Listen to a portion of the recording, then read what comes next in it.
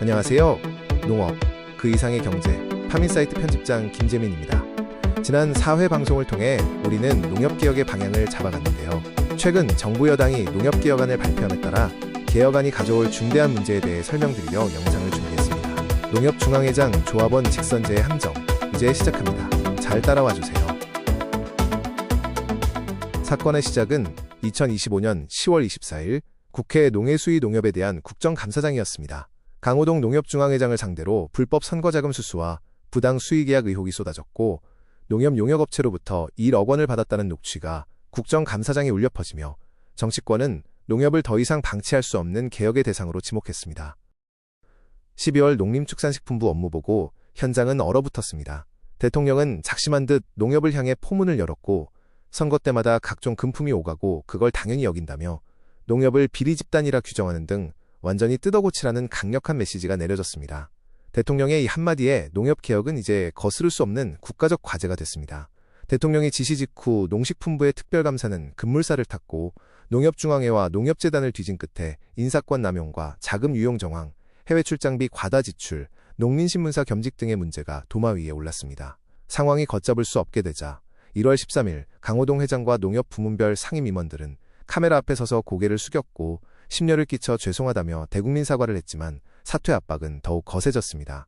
농협은 대국민 사과 이후 외부 전문가들과 구성된 농협개혁위원회를 발족시키는 등 후속 조치에 들어갔습니다. 동시에 농식품부도 정부 차원의 농협개혁 추진반을 가동하며 농협개혁안 준비에 들어갔습니다. 농협 스스로 변하겠다는 위원회와 정부가 강제로 바꾸겠다는 추진반이 동시에 돌아가며 개혁의 속도는 급물살을 탔습니다. 정부는 여기서 멈추지 않았습니다. 2월 초부터는 국무조정실과 금융위원회까지 가세한 범정부 합동 2차 특별감사가 시작됐고 이번에는 중앙회뿐만 아니라 전국의 회원조합까지 정조준했습니다. 조합장들의 황제 경영과 특혜 대출 의혹을 낱낱이 파헤치며 농협 조직의 밑바닥까지 뒤집어 엎을 기세였습니다.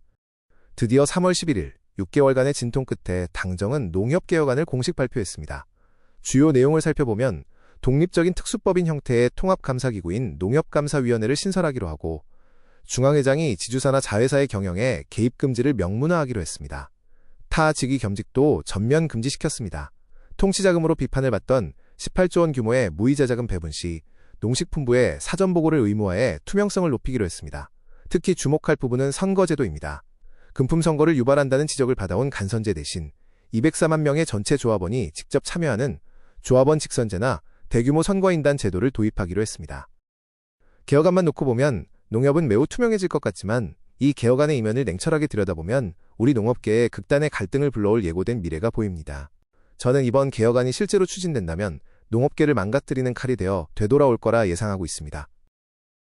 가장 우려되는 지점은 중앙회장 선거 방식의 변화가 불러올 농민단체의 정치 세력화와 분열입니다. 204만 명 규모의 직선제가 도입되면 기존 조합장들의 영향력은 축소되고 결국 전국적인 인지도나 거대 조직의 지원을 받는 세력이 선거판을 주도하게 됩니다. 현재 우리 농업계는 진보 성향의 농민의 길, 중도 보수 성향의 한국종합농업단체협의회, 실용 중심의 한국농축산연합회 등 크게 세 그룹으로 나뉘어 있습니다. 이 단체들이 이제는 중앙회장 자리를 직접 노리는 권력 집단으로 변모하여 정당처럼 이합집산하며 권력 투쟁을 벌일 가능성이 농후합니다. 그동안 농민단체는 농협중앙회를 견제하고 올바른 방향으로 지도하는 외부 감시자 역할을 수행했지만 직선제가 실시되면 직접 중앙회장 자리를 노리는 권력 집단으로 바뀌게 될 가능성이 높습니다. 심지어 은퇴 후 귀농을 빌미로 조합원 자격을 취득한 전직 정치인이나 고위 공무원들까지 이 자리를 넘보게 될 것입니다. 특정 진영이 승리하면 전리품을 나누듯 논공행상을 벌이고 패배한 진영은 발목을 잡으며 농업계는 끝없는 분열의 늪으로 빠지게 될 것입니다. 더욱 기막힌 것은 권한과 위상의 철저한 불일치입니다. 만약 204만 명이 참여하는 직선제가 치러지면 이는 대구광역시 유권자 수와 맞먹는 거대한 선거가 됩니다. 이렇게 막대한 민주적 정당성을 부여받아 선출된 회장을 아무 실권이 없는 명예직으로 주저앉히겠다는 것이 이번 개혁안의 핵심입니다. 그렇다면 선출된 회장이 허수아비로 전락한 사이 그 실질적인 권한의 공백은 누가 차지하게 될까요? 신설되는 통합기구인 농협감사위원회를 통해 정부의 관리 감독은 지주 및 자회사까지 뻗어나갈 것입니다. 농협의 핵심 줄기인 금융지주는 기재부 출신의 이른바 모피아가, 경제지주는 농식품부 출신의 농피아가 장악하여 농협을 공무원과 정치권의 입김이 작용하는 관치 놀이터로 전락시킬 것이라는 우려가 팽배합니다. 협동조합의 주인이 농민이라는 근본 정신마저 훼손되는 섬뜩한 미래인 것입니다. 그렇다면 농협의 진정한 개혁은 어떤 모습이어야 할까요? 정부의 이번 방식처럼 중앙회장 개인의 권한을 인위적으로 통제하고 정부의 간섭을 늘리는 식의 하향식 개혁은 결코 해답이 될 수 없습니다. 진정한 농협 개혁은 중앙회를 직접 손보거나 권력을 분리하는 것이 아니라 일선농축협과 품목농축협이 스스로 자생력을 잃지 않고 본연의 경제사업과 농민지원이라는 협동조합 기본 목적에 따라 운영될 수 있도록 건강한 뼈대를 세우는 일에서 시작되어야 합니다. 파편화된 지역 및 품목농축협의 전략적 통합을 통해 규모의 경제를 이룰 수 있도록 하는 구조개혁이 선행되어야 합니다. 지역 및 품목농축협이 스스로 거대 자본과 맞설 경제적 실권을 갖추면 비대했던 중앙회의 기능은 자연스럽게 축소되고 본연의 지원 역할로 회귀하게 됩니다. 이것이 진정한 자생력의 원천입니다. 중앙회를 억지로 팔을 비트는 것이 아니라 중앙회가 자연스럽게 필요 없게 만드는 게 진정한 개혁입니다. 거대해진 선거판으로 농업계를 갈갈이 찢어놓고 권한의 빈자리를 공무원들이 채워버리는 기형적 조직을 우리는 진정한 농협이라 부를 수 없습니다. 빈대 잡으려다 초가삼간 태우는 격이 되지 않으려면 지금이라도 개혁은 일선조합의 경쟁력 강화와 구조개혁을 향해야 할 것입니다. 오늘 준비한 이야기는 여기까지입니다. 여러분의 생각은 어떠십니까?